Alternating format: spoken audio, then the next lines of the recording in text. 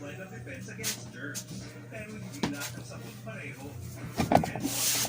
welcome back to Moring Channel. So this time, diretso na tayo.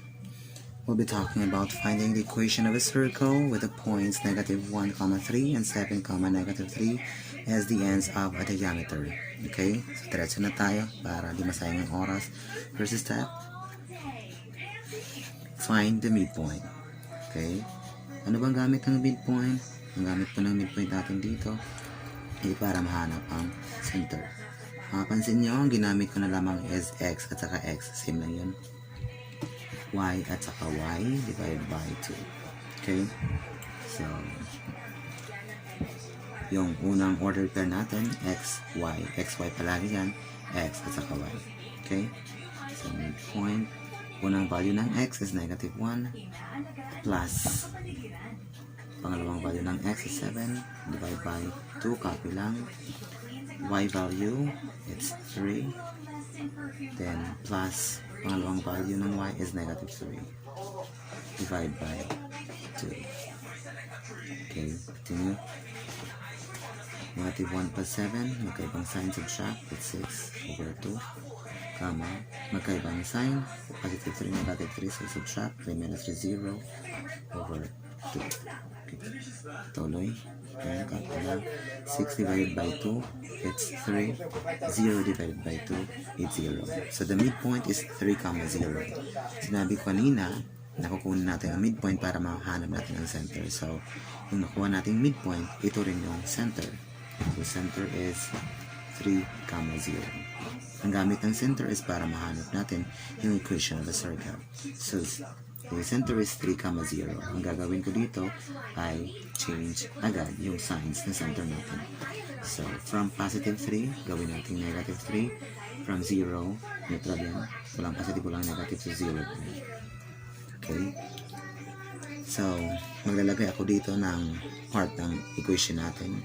Yung x square, permanente yan dahil ang kukunin natin ay general form ng equation of a circle. X square. Ulitin ko, x square plus y square. Isulat. Agad dyan. Okay? So, ano bang gagawin natin dito? Bakit? We change the signs of the ordered pair from positive to negative 3, from positive 0. I mean 0. Naging 0 lang. So, multiply natin by 2. Ang multiplier na to ay constant. Ulitin ko, constant ang 2 dito. Negative 3 times positive 2, it's negative 6. 0 times 2 is 0. Ang unang nakuha natin na negative 6, yan ang kasunod ng y square, so negative 6. Ang variable niya ay x. Okay? Dito, ang kasunod na nakuha natin ay 0, so it's plus 0 y. Okay? Hindi pa yan tapos. Ang sunod natin na gagawin, which I considered second step, is to find the radius. So r is equal to, ang gagawin natin dito ay pipili tayo sa dalawang points na given natin kanina. So pipiliin ko 7, negative 3. Kung pipiliin mo to, okay lang, simple nang lalabas sa sagot. So 7, negative 3. At ipapartner ko ito sa nakuha nating center kanina, which is 3, 0. Okay? So, gagamitin natin dito ang distance formula. I know na meron ako kayong idea. So, let's continue. Ano bang ginagawa sa distance formula? Sinusubtract lang yung x values. Sinusubtract din yung y values din square. So, 7 minus 3 square plus negative 3 minus 0 square is equal to 7 minus 3, it's 4 square, copy lang. Negative 3 minus 0, so negative 3 square. Okay? Let's further simplify. What is 4 square? That is 4 times 4, 16, plus negative 3 times negative 3, it's positive 9. So, 16 plus 9, 25.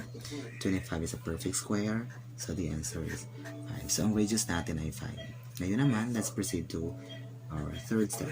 Ang first step natin ay yung center natin kanina, wherein we change the signs of the ordered pair. Susulat natin dito, negative 3 0. Again, this is our center. Then, itatabi natin yung radius, which is 5. Okay? So, ano bang gagawin natin dito sa center sa kasi nakuha natin radius? Okay, ang gagawin natin ay multiply by itself. Negative 3 times negative 3. Again, multiply by itself. 0 times 0. 5 times 5. Okay? Negative 3 times negative 3 is positive 9. 0 times 0, 0. Ang gagawin sa dalawa, i-add. Then 5 times 5, it's 25. Ang sign naman ng 25 dito, which is ang radius natin yan kanina, minus yan pala niya. Okay? So, let us simplify. 9 plus 0, 9 minus 25, it's negative 16. Ang negative 16, yan ang ilalagay natin dito is equal to 0. Hindi pa natin siya masabi na final answer since meron pa ditong a term na pwedeng tanggalin. So, x square plus y square minus 6x and 0y pwedeng tanggalin dahil ang numerical coefficient niya ay 0. So, pwedeng tanggalin minus 16 equals 0. So, this is the general equation of a circle. Bye-bye.